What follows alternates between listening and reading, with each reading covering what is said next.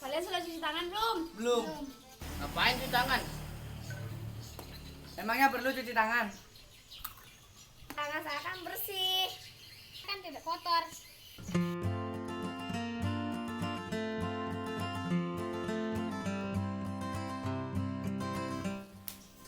Aduh, aduh, aduh. Kamu kenapa? Sakit perut. Kok bisa? Nggak tahu. Emangnya kemarin makan apa? Makan kue. Sebelum makan udah cuci tangan belum? Belum. Kok gitu? Lupa cuci tangan. Ya udah, nanti habis ini minum obat. Besok-besok kalau mau makan ingat cuci tangan dulu ya. Ya. Nah, tadi kan sudah lihat di video sebelumnya, itu merupakan salah satu contoh apabila kita tidak melaksanakan pola hidup bersih dan sehat, yaitu tidak melakukan cuci tangan, terutama sebelum makan. Selain mengalami sakit perut atau diare, menurut Badan Kesehatan Dunia atau WHO yang dilansir dari Kementerian Kesehatan Republik Indonesia, ada beberapa penyakit yang bisa ditimbulkan dari kebiasaan tidak melakukan cuci tangan yang baik dan benar. Yang pertama, itu bisa menyebabkan diare atau sakit perut seperti contoh video tadi. Yang kedua, bisa menyebabkan infeksi mata, lalu bisa menyebabkan cacingan, dan bisa menyebabkan infeksi saluran pernapasan. Tadi kan sudah dijelaskan apa saja sih penyakit yang bisa ditimbulkan dari kebiasaan tidak melakukan cuci tangan yang baik dan benar, terutama sebelum makan. Selanjutnya, kita juga harus tahu apa saja sih alasan dari orang-orang yang tidak melakukan cuci tangan sebelum makan.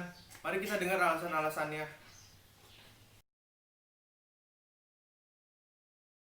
Saya tidak cuci tangan karena saya malas.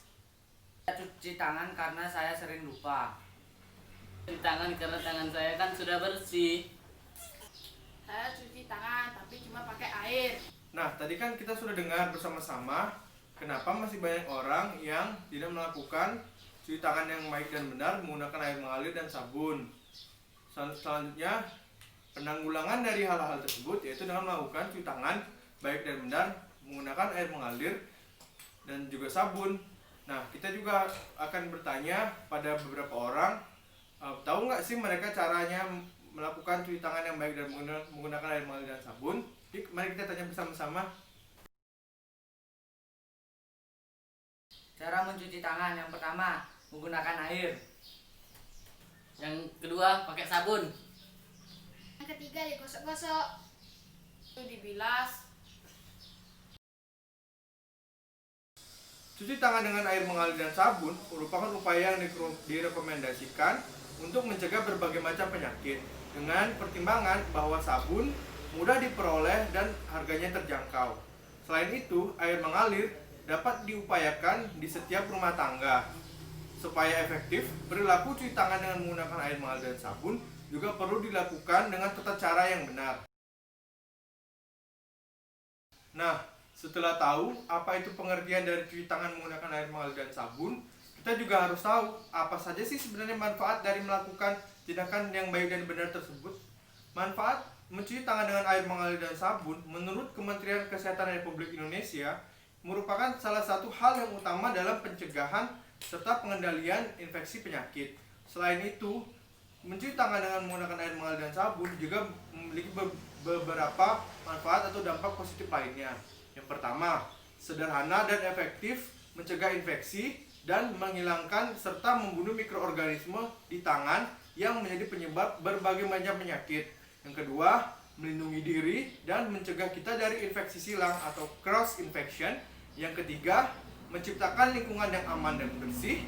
Dan yang keempat, menjaga kondisi steril dan memberikan perasaan segar, bersih, dan nyaman bagi diri kita setelah melakukan cuci tangan dengan air mengalir dan sabun.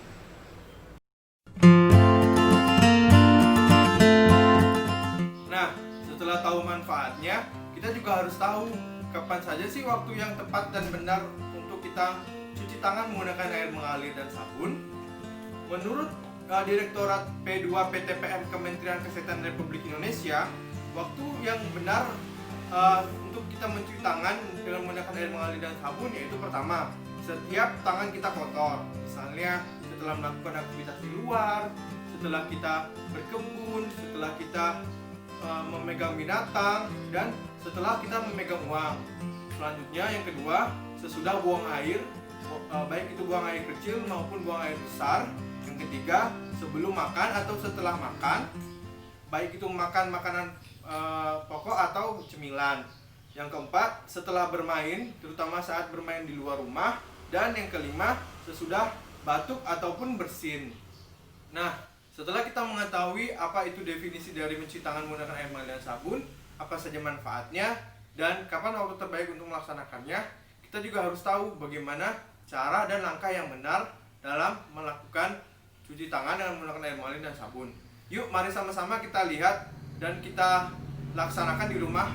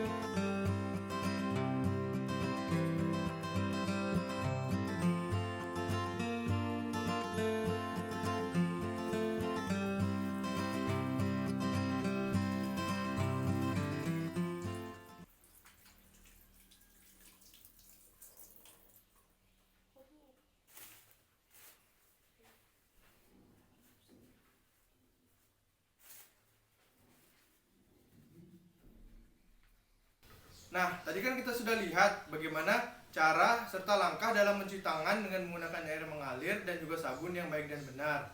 Mulai sekarang, ayo kita biasakan untuk mencuci tangan menggunakan air mengalir dan sabun serta dengan langkah-langkah yang benar sesuai dengan rekomendasi dari WHO.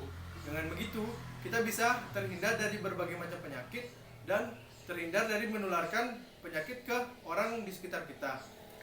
Ayo sama-sama kita ajak orang di sekitar kita, keluarga kita, serta teman-teman kita untuk memulai perilaku hidup yang bersih dan sehat ini. Dengan begitu, kita sudah membantu untuk menularkan kebaikan. Terima kasih. Ayo kita cuci tangan Dengan air dan sabun. agar kita Hidup sehat.